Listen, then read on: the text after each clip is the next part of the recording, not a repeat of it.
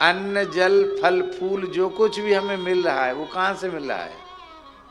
पृथ्वी से तो मिल रहा है। हम उसका तिरस्कार करते हैं। वो हमको अन्नादि जीवन उपयोगी औषधियां देती है, आहार सब कुछ देती है। जो कुछ मिलता है वो धरती से ही मिलता है। दैहिक दैविक भौतिक तापों को तो भगवान के भक्त सहन कर ही लेते हैं। कोई भयंकर से भयंकर तिरस्कार कर दे, अपमान कर दे, उसको भी सहन कर लेते।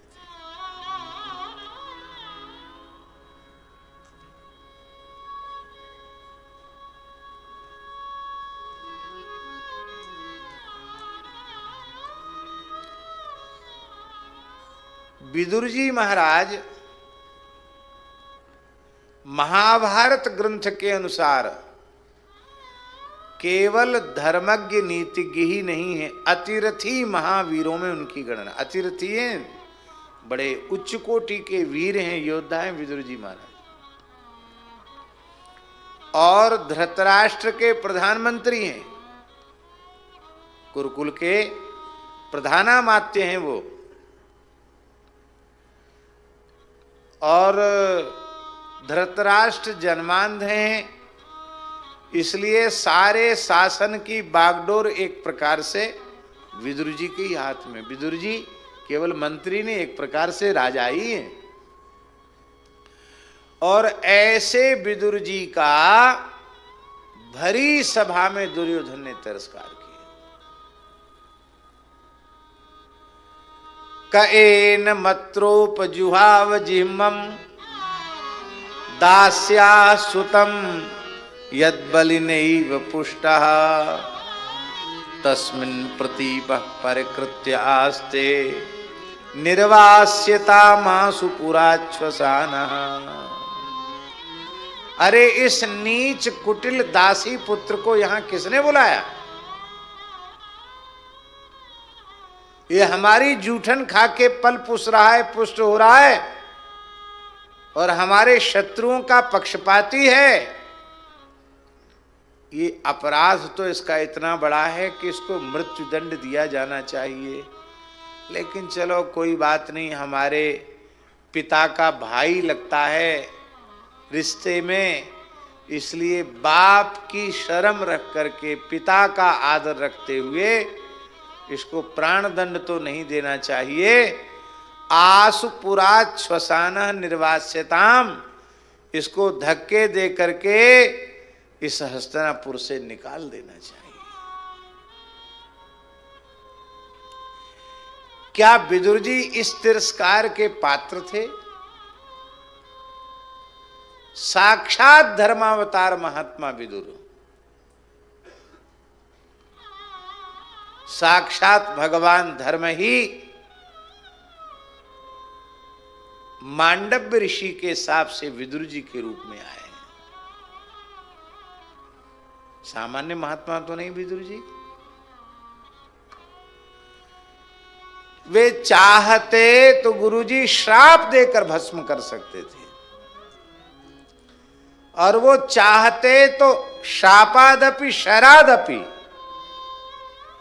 अपने अस्त्रबल से दंडित कर देते।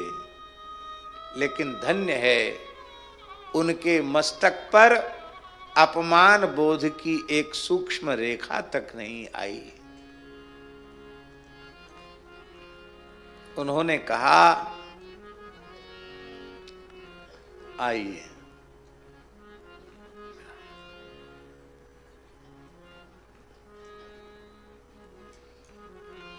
आओ विराजो। मैं तो चाहता था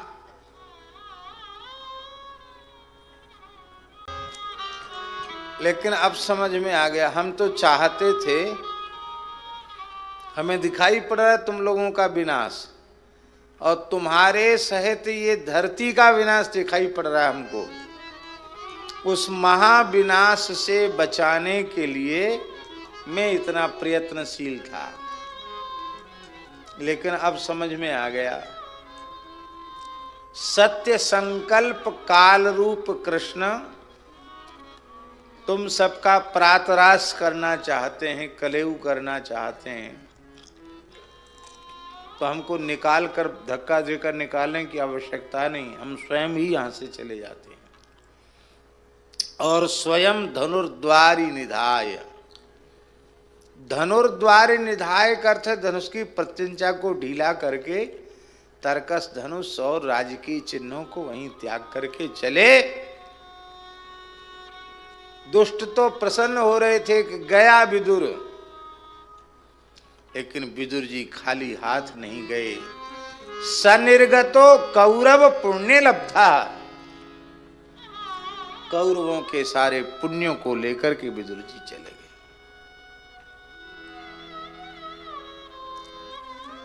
भयंकर से भयंकर तिरस्कार और अपमान को भी भगवान के भक्त सहन कर लेते हैं।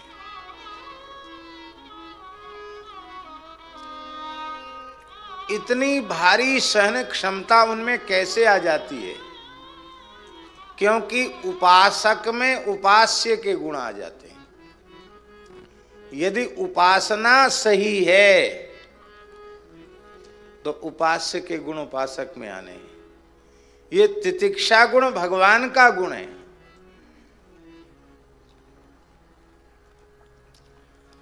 आपका कोई एकांत में अपमान कर दे, आप सहन कर लोगे। जहां 10-20 लोग आपको पहचानते हैं उनके बीच में अपमान करे तो सहन करना और कठिन हो जाएगा। और भरे बाजार में कोई आपको अपमान करे तो, जहां सैकड़ों लोग हजारों लोग देख रहे हो, आपको सब जानते मानते हो, और उनके बीच में आपका अपमान करे तो और अधिक असह्य हो जाएगा। और कथनचित आप एकांत में अपने घर में अपनी गृहिणी के निकट हैं और आपकी गृहिणी आपके चरण दबा रही है, उसमें कोई आकर आपका तिरस्कार करे, तिरस्कार भी सामान्य बोला चाली का नहीं, सीधे पाद प्रहार कर दे, तो सहन करना बहुत कठिन हो जाएगा। पुरुष की एक कमजोरी होती है, वह स्त्री के सामने किसी भी कीमत पर अपनी प्रतिष्ठा को बचाकर रखना चाहता है और रखना चाहिए भी। क्यों? क्योंकि यदि वो प्रतिकार नहीं करेगा तो अपमान करने वाले ने तो एक बार अपमान किया है, वो रोज ही कहेगी कि तुम बड़े निकम्मे हो, बड़े कायर हो, किसी लायक नहीं हो, हैं? लोग घर में घुसकर तुम्हारे साथ ऐसा व्यवहार कर जाते हैं। तो पत्नी के सामने अपनी प्रतिष्ठा को बचाने के लिए क्रोध करना पड़ता है। बंदरों को देख लो, बंदर वैसे नहीं आपके ऊपर खो खो करेगा, बंदरिया उसके पास बैठी होगी और यदि अपने आंख मिलाई ऐसे करेगा, फिर पेड़ हिला देगा, खंबा हिला देगा, मानो वो बंदरिया को दिखाता है कि तेरा पति कमजोर नहीं है, बहुत मजबूत है। पशु योनि में पड़े हुए जीव, उनमें ये स्थिति है, तो बुद्धिमान मनुष्य भला क्यों नहीं बचाना चाहेगा? और त्रिदेवों में श्रेष्ठता की परीक्षा करने के लिए महर्षि भृगु रमा वैकुंठ पहुँचे और भगवान पौढ़े भय हैं और लक्ष्मी जी पाद संवाहन कर रही हैं। उस समय भगवान के वक्षस्थल में भृगु जी ने पाद प्रहार किया और भगवान को तनिक भी अपमान बोध नहीं हुआ। भगवान ने महर्षि का चरण अपनी गोद में रखा, संवाहन करते हुए कहा, हे महर्षि, आपका श्री चरण कमल अत्यंत सुकोमल है, मेरा वक्षस्थल कठोर है, आपके चरण में चोट पहुंची होगी, आप क्षमा करें। आप जैसे तपोधन ऋषि का वैकुंठ के द्वार पर उपस्थित होकर स्वागत करना चाहिए था, लेकिन मैं तो प्रमाद में पड़ा रह गया, आपका स्वागत नहीं कर सका। पर आपने तो मुझे अपने चरण रज का अधिकारी बना ही दिया। ये जो लक्ष्मी जी है ना, ये थोड़ी चंचल स्वभाव की, ज्यादा कहीं ठहरती नहीं है। कभी किसी पर कृपा करती, कभी किसी पर कृपा करती। खाकपति को अरबपति, अरबपति को खाकपति, किसके ऊपर नजर घुमा दें वो दुनिया का सबसे बड़ा अमीर हो जाए, कहो अमीर एक सेकंड में गरीब हो जाए। ऐसी खेल है इनका। हमको लगता कि कभी ऐसा ना हो कि हमको भी छोड़ के चली जाए, लेकिन अब पक्का है, अब छोड़ के कहीं नहीं जाएंगी। क्यों? वक्षस्थल में ही इनका निवास है, और वक्षस्थल में ही आपने अपने चरण की छाप लगा दी है। लक्ष्मी मेरा कभी त्याग नहीं करेगी। इसलिए महात्मन, भृगु जी के तो नेत्रों से अश्रुधारा बहने लगी। प्रभो ब्रह्मण्य देव, आपके चरणों में प्रणाम है। ये इस प्रकार की तितिक्षा, इस प्रकार की क्षमा भगवान में है। और उन भगवान की भक्ति करते हैं भक्त, तो वो क्षमा गुण, वो तितिक्षा गुण, भगवदीय गुण भक्तों में आ जाता है, अवतरित हो जाता है।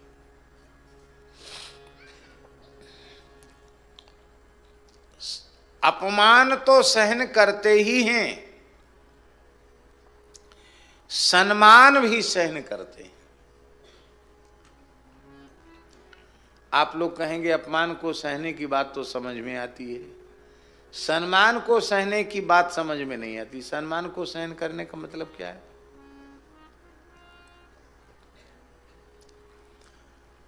पूज्य गुरुदेव भक्तमाली जी कहते थे कि अपमान सहन करने की अपेक्षा सम्मान को सहन करना और अधिक कठिन है। एक वाक्य कहते थे। दूसरा वाक्य कहते थे, जो सम्मान पचा सकता है वह अपमान सहन कर सकता है, जो सम्मान नहीं पचा सकता वो अपमान भी सहन नहीं कर सकता।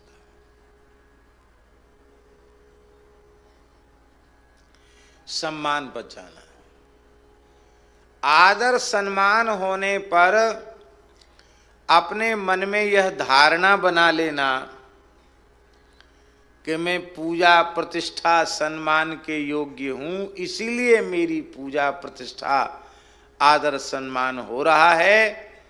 ये बात यदि हमारे मन में कहीं आ जाती है तो समझ लेना कि सम्मान पचा नहीं।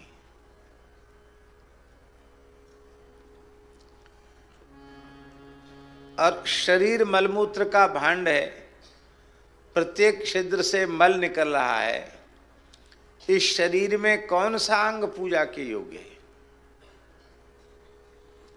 पूजा हो रही है, ब्राह्मण के नाते पूजा हो रही है तो भगवान की पूजा हो रही है, संत के नाते पूजा हो रही तो भगवान की पूजा हो रही है, वैष्णव तिलक के नाते, संत वेश के नाते पूजा हो रही है। हमारे यहाँ कहते भेष भगवान का, भगवान की पूजा हो रही है। पूजा भगवान की हो रही है, हमने उस पूजा का अपने से संबंध जोड़ दिया, आरोपित कर लिया कि हम पूजा के योग्य हैं इसलिए हमारी पूजा हो रही है। और यह आरोप होते ही अपमान न होने पर अपमान बोध होने लग जाएगा।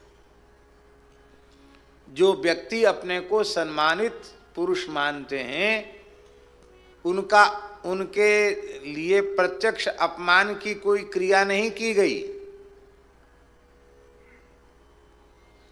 लेकिन अरे हम गए थे, हमको उचित आसन नहीं मिला, हमको बैठने को नहीं कहा,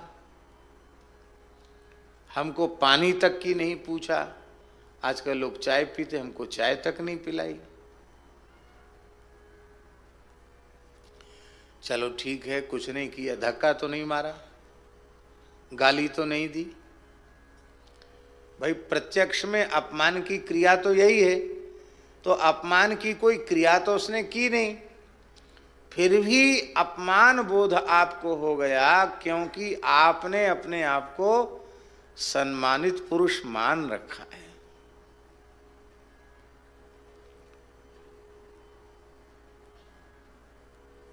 जब तक देहाध्यास है तब तक सम्मान और अपमान का बोध रहेगा। ये बात बड़े महत्व की, जब तक देहाध्यास है तब तक अपमान और सम्मान का बोध रहेगा। या तो विशुद्ध भगवत प्रेम से या विशुद्ध तत्व ज्ञान से इसकी निवृत्ति होगी देहात्म भाव की, तब फिर अपमान और सम्मान से वह ऊपर उठ जाएगा।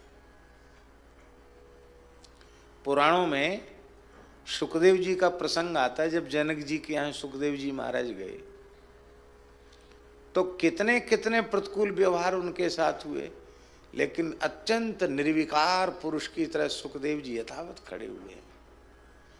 न उन्हें सम्मान बोध है और न उन्हें अपमान बोध है, क्योंकि सुखदेव जी की देह भाव में स्थिति ही नहीं है।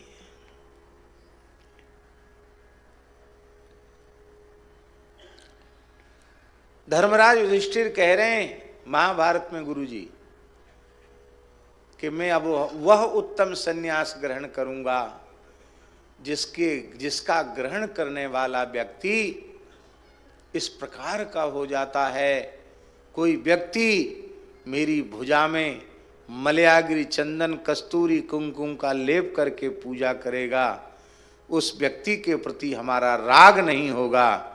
और कोई व्यक्ति वसूले से हमारी भुजा को छील छील करके काट काट करके समाप्त करेगा, उसके प्रति मेरा द्वेष नहीं होगा। ये बात युधिष्ठिर कह रहे हैं महाभारत में। न सम्मान बोध है न अपमान बोध है। इसको कहते हैं कि हम ईमानदारी से यहां तक चले। आप कहेंगे ऐसा कैसे संभव है? पूज्य गुरुदेव भक्तमाली जी के जीवन की ऐसी अनेकों घटनाएं, अत्यंत अत्यंत तिरस्कार होने पर भी वे कभी क्षुब्ध नहीं हुए।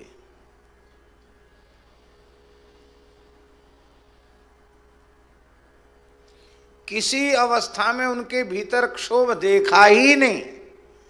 भयंकर प्रतिकूल से प्रतिकूल व्यवहार होने पर भी क्षोभ नहीं देखा।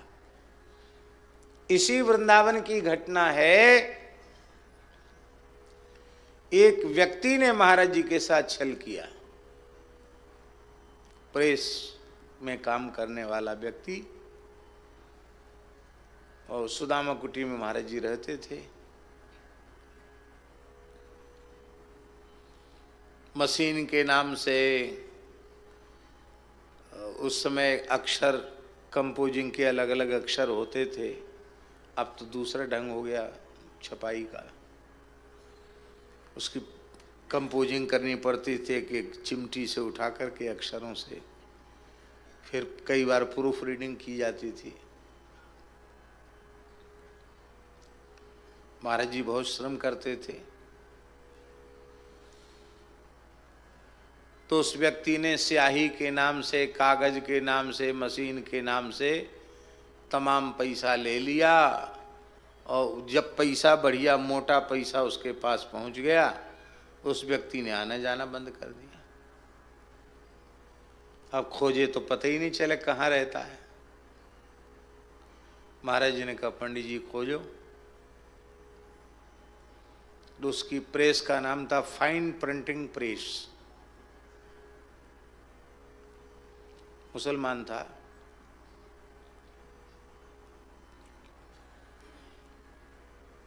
तो खोजे लेकिन हमको भी नहीं मिला। तो इधर जो बस अड्डे के आगे इधर जो है ना मोहल्ला, इसमें एक जगह लिखा था फाइन टेलर्स। तो हमने मन में सोचा कि फाइन प्रिंटिंग प्रेस और फाइन टेलर्स तो कुछ न कुछ तो नाम तो मिलजुल रहा है, इससे पूछा जाए। पूछा तो उसका भाई निकला। बोले हाँ वहाँ रहता है। बाबा जी आपको क्या काम? मैंने कि बहुत ज़रूरी काम है। गए तो हमको वो मिल भी गए। हमने कहा रिक्शा में बैठो, चलो महाराज जी। बोले मुझे फुर्सत नहीं है। मैंने कि चलो अभी चलो। तो आ गया। महाराज जी ने कहा भाई आपने काम बंद कर दिया, सूचना भी नहीं दी, काम अटका पड़ा है, पैसा आपके पास पहले सब पहुंच चुका है। इतना सुनते ही वो क्रोध में भर गया। बोले फिजूल की बातें मत करो। एकदम बदतमीजी पर उतर आया। फिजूल की बातें मत करो। आपने क्या दिया हमको? क्या आपके पास उसका प्रमाण है? तो महाराज जी ने गीता दयानंदनी डायरी दिखाई, कब किस तारीख को तुमको क्या पैसा दिया। बोले तुम्हारी पुस्तक, तुम्हारी कॉपी और तुम्हारी कलम कुछ भी लिख लो, मैं नहीं मानता। मेरा आपका कोई हिसाब किताब नहीं। और आइंदा मुझे परेशान मत करना, खबरदार।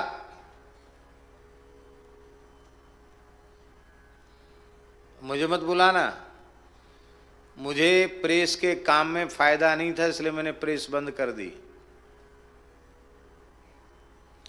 महाराज जी बोले बिल्कुल नाराज नहीं हुए। हमको क्रोध आ रहा था और महाराज जी से ऐसा व्यवहार कर रहा है। और महाराज जी मुस्कुरा कर बोले आपको आवश्यकता थी, आपने पैसों का उपयोग कर लिया, कोई बात नहीं, गृहस्थ में बहुत आवश्यकताएं होती हैं, पर आप झूठ न बोलें। आपको काम में फायदा नहीं था, आपने काम बंद कर दिया, इसमें आप स्वतंत्र हैं, लेकिन आप झूठ न बोलें। बस ये कहा महाराज। इतना सुनते ही फिर एकदम गरम। वो जाने लगा तो महाराज जी बोले उसका नाम लेकर, जफर साहब प्रसाद लेकर जाइए। तो एक दोना में श्याम भोगी और 2 बूंदी के लड्डू दिए। हमने कहा महाराज जी वो तो दुष्टता का चरम सीमा पर जा रहा है, और आप मुस्कुरा कर उसको प्रसाद लेके जाइए, प्रसाद और दे रहे हैं। बोले कोई बात नहीं। बोले धन के कारण बड़े बड़े बुद्धिमान लोगों का मन खराब हो जाता है, तो बेचारा साधारण मनुष्य है। संस्था सुदामा कुटी है, संस्था को घाटा नहीं दिखाया जाएगा। इस घाटे को हम अपने सिर पर लेंगे, कहीं से भी पैसा जुटाकर इस घाटे को पूरा करेंगे, दूसरी प्रेस में काम कराएंगे, कोई बात नहीं। 1-1.5 महीने के बाद गुरुजी, उसने गाड़ी खरीद ली थी महाराज जी के पैसे से, और उस गाड़ी का एक्सीडेंट हो गया। गाड़ी बंद हो गई, बहुत संकट में पड़ गया। प्रेस भी कुछ बेच दी थी उसने, एक अद्धा थी उसके पास, छोटी मशीन थी, अद्धा मशीन, बड़ी मशीन बेच दी थी। मात्र 1.5-2 महीने के बाद वह व्यक्ति फिर फटी हालत में रोते हुए महाराज जी के पास आया। बोला कि मेरी गलती को क्षमा करें, मैं उस दिन से बहुत ज़्यादा परेशान हूँ, जब से आपके पास से गया हूँ, मेरे ऐसे ऐसे हो गया, और मेरे घर में तो चूल्हा नहीं जल रहा है, घर में खाने को नहीं है, चूल्हा नहीं जल रहा घर में। मेरे सामने की बात है गुरुजी। यह सुनकर महाराज जी की आंख से आंसू बहने लगे। अरे राम राम राम राम, घर में रोटी नहीं मिल रही है? बोले हाँ, कुछ नहीं महाराज, मैं सच्चे कह रहा हूं आपसे। और कहते मैं चोर हूं, मुझे मारो। महाराज बोले राम राम, मैं तो आपको चोर नहीं कहता, आप स्वयं ही अपने को चोर कह रहे हैं। महाराज जी ने अलमारी खोली, 2000 रुपये निकले। बोले लो, इसको चूल्हा चेताने के काम में लेना, अपने घर में भोजन आदि के काम में लेना, दूसरे काम में इस पैसे को मत लेना, लो अपने घर का काम करो। बोला बाबा साहब मैं बेरोजगार हो गया हूँ, मेरी अद्धा मशीन है, कुछ प्रेस का काम भी मुझे दीजिए। तो महाराज जी ने एक रामस्तुति की छोटी पुस्तक उसको छापने के लिए दी और बोले तुम्हें इस समय आवश्यकता है तो बिना पुस्तक छपकर आए इसका लगभग इतना अनुमानित व्यय होगा, उसका पेमेंट पहले दे दिया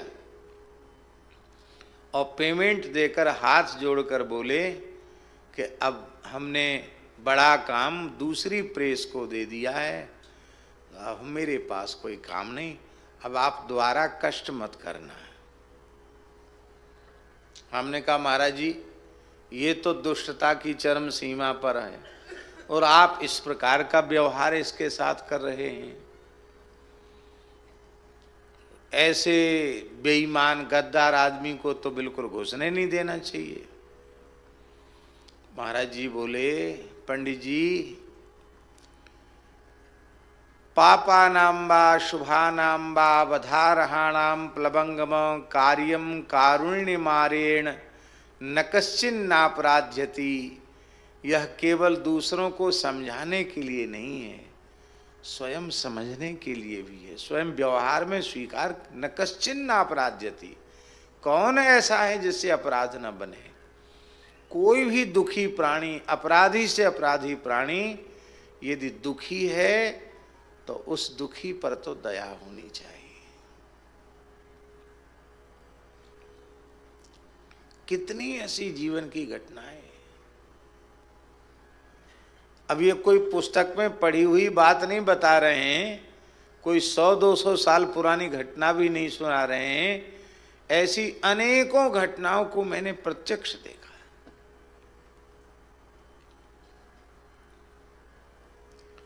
एक गांव में थे, बुंदेलखंड के गांव में हम भी थे महाराज जी के साथ। तो एक विद्यालय था, उसमें एक कमरा था, उसमें रात को ठहराया गया, बिजली थी नहीं, मच्छर खूब काट रहे थे, सेवा कर रहे थे। महाराज जी अपनी चौकी पर बैठकर राम राम कर रहे थे। तब तक एक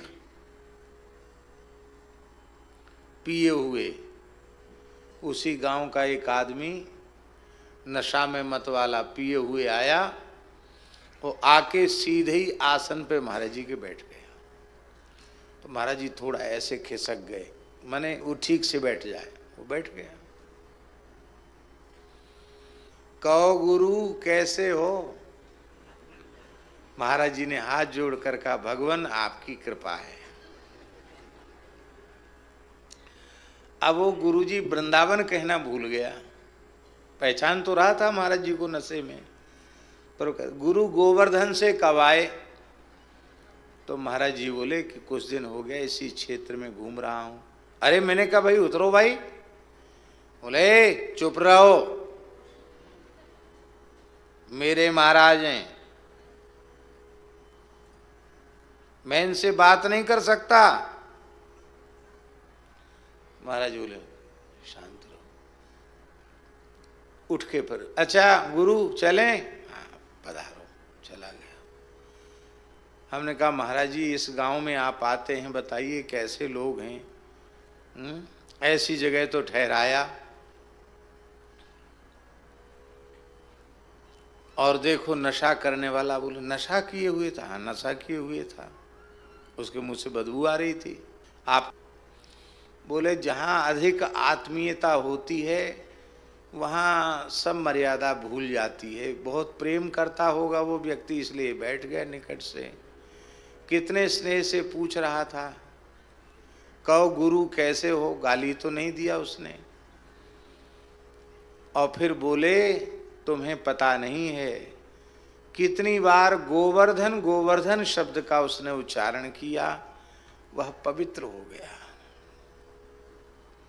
इसलिए तुम अपना आसन बासन ठीक रखो। और फिर महाराज जी ने कपड़ा अपना धो दिया, अपना आसन पवित्र ही रखा, लेकिन किसी भी अवस्था में क्षुब्ध न होना, ये विचित्र बात थी उनके जीवन। अब इतना तो हम आपको अपना अनुभव के आधार पर बता सकते हैं। 1981 से लेकर 2006 तक कितना समय हुआ? कितने वर्ष का समय हुआ है? 25 वर्ष का समय। इस 25 वर्ष के समय में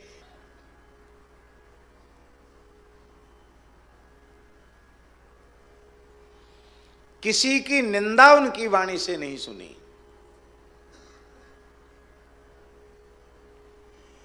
किसी वस्तु व्यक्ति पदार्थ के प्रति उनके मन में तनिक भी आकर्षण नहीं देखा। अपने संपूर्ण जीवन में 1 रुपए का संग्रह नहीं किया, 1 इंच भूमि नहीं खरीदी, किसी पद प्रतिष्ठा को स्वीकार नहीं किया, अभ्यागत साधु की तरह अपना सारा जीवन व्यतीत कर दिया। दास कबीर जतन ते ओढ़ी, ज्यों की त्यों धर दीनी चदरिया। इसलिए हम तो आग्रह करते हैं कि वर्तमान में नए साधकों को साधुता का स्वरूप क्या है, इसको समझने के लिए पूज्य सद्गुरुदेव भक्तमाली जी के सद्गुरु चरितामृतम ग्रंथ को पढ़ना चाहिए। गद्य में संतों ने कृपा करके हमसे लिखवा लिया और उसका संस्कृत अनुवाद पूज्य पंडित बटोही झा जी ने किया है। सद्गुरु चरितामृतम सानुवादम, झा जी बैठे हैं सामने, झा जी ने किया है, अद्भुत किया है, अविकल अनुवाद किया है। तो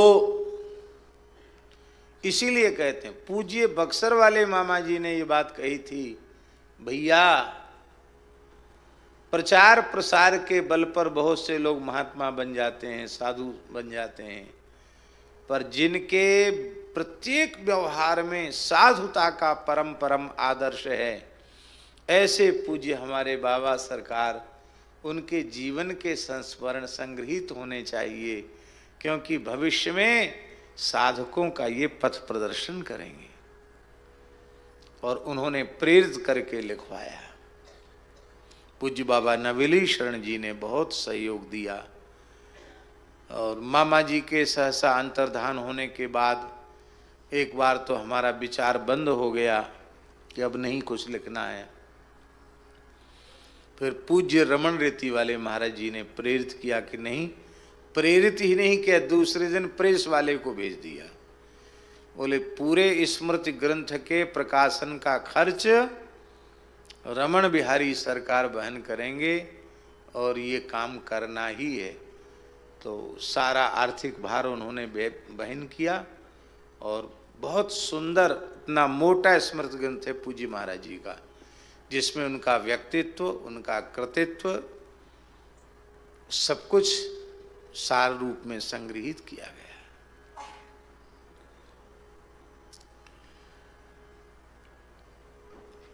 एक गांव से गुरुजी, विचित्र विचित्र घटना है। हनुमान धारा एक जगह है, वहां से महाराज जी दर्शन करके आ रहे थे। सर्दी का समय था, हम भी साथ में थे। तो गांव के देवता, ग्राम देवता चबूतरों पर रहते हैं और किसी किसी के सिर भी आते हैं। गांव में होता है ऐसा। तो एक नाई बोला, महाराज ये हमारे ते के गौण बब्बा आए पाँव पल्लो, बुंदेली भाषा में, हमारे यहाँ के गौण बब्बा नाम के देवता, इनको प्रणाम कर लो। तो महाराज जी ने कपड़ा का जूता पहने थे, उस साधारण सा जूता जो बिना फीते का आता है। तुरंत जूता एड़ी से ही जूता खोला। सर्दी थी तो सिर पे कपड़ा बांधे थे, उसको खोला और चबूतरे पे सिर रखकर प्रणाम करके बोले, जोशी सोशी तब चरण नमामि, मोह पर कृपा करिए अब स्वामी। ये हम सुन रहे हैं चौपाई। जोशी सोशी तब चरण नमामि, मोह पर कृपा करिए अब स्वामी। और ऐसा कहकर भावुक हो गए। हम चप्पल पहन के थोड़े दूर खड़े थे, हम तो केवल देखते रहे, कुछ बोले नहीं। जब निवास पर पहुंचे तो महाराज जी बोले, पंडित जी सायं संध्या करो, स्नान संध्या करो। तो हम संध्योपासन करने बैठ गए। बिल्कुल प्रमाद सहन नहीं करते थे। प्रातः संध्या करो, सायं संध्या करो, निर्देश दे करके संध्या किया। जब किया, संध्योपासन के बाद हमने प्रणाम किया। प्रणाम करके महाराज जी से पूछा, महाराज जी कुछ पूछना चाहते हैं। अब पूछो। कहा, ये तो किसी के सिर आते हैं तो एक प्रकार से भूत प्रेत ही हुए ना, जिनको लोग ग्राम देवता कहते हैं। और गौड़ तो एक क्षत्रियों से थोड़ी नीची जाति क्षत्रियों में होती है, वो होते हैं। तो अवंद्य का वंदन करना।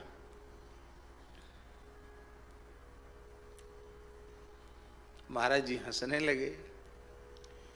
बोले, अच्छा है तुमने नहीं किया, तुम ब्राह्मण हो, पंडित हो, हमने कर लिया। क्यों? बोले, जड़ चेतन जग जीव जत सकल राममय जान, बंदऊ तिनके पद कमल सदा जोर जुगपान, सी राममय सब जग जानी, करहूं प्रणाम जोर जुगपानी। यह बात केवल दूसरों को समझाने के लिए है कि स्वयं मानने के लिए है? दूसरी बात उन्होंने कही कि तुम्हें श्लोक भूल गया। एकादश में भगवान कह रहे हैं भागवत के 11वें स्कंद में, विसृज्य स्मय मानान स्वान व्रीडान च लौकिकीम, प्रणमे दंडवद भूमौ आस्व चांडाल गोखरम। प्रणमेद विधिलिंग का प्रयोग है। प्रणाम करे किसको? आश्व चांडाल गोखरम। अपने स्वार्थ की पूर्ति के लिए अपूज्य का वंदन नहीं करना चाहिए, पर भगवत भाव से किसी को भी प्रणाम किया जा सकता है। और फिर ये किसी न किसी का हित ही करते हैं। बोले, नामदेव जी तो प्रत्यक्ष प्रेत में परमात्मा का दर्शन कर सकते हैं। आज मेरे आए लंबकनाथ, धरती पांव स्वर्ग लो, धरती पांव स्वर्ग लो, माथो जोजन भरी भरी हाथ, शिव सनकादिक पार न पावे, तैसे सखा विराजत साथ, नामदेव के प्रभु अंतर्यामी कीनो मोहि सनाथ। नामदेव जी प्रत्यक्ष प्रेत में विठल भगवान का दर्शन कर रहे हैं, और हमने एक ग्राम देवता को नमस्कार कर लिया तो आपको समस्या हो रही है। तो हम समझ गए महाराज जी सब में भगवत भाव रखते थे। कैसी उनकी विचित्र स्थिति थी। यहाँ मलुक पीठ में तब निर्माण नहीं था, पुराना मंदिर था। महाराज जी मलुक पीठ में निवास करने लगे थे और हॉल का काम चल रहा था। तो आचार्य नेत्रपाल जी हैं, हमारे साथ श्री रंग लक्ष्मी विद्यालय में पढ़े हुए हैं। तो उन्होंने कहा यहाँ कुछ लोगों को भागवत पढ़ा दिया। कि मैं कहा ठीक है।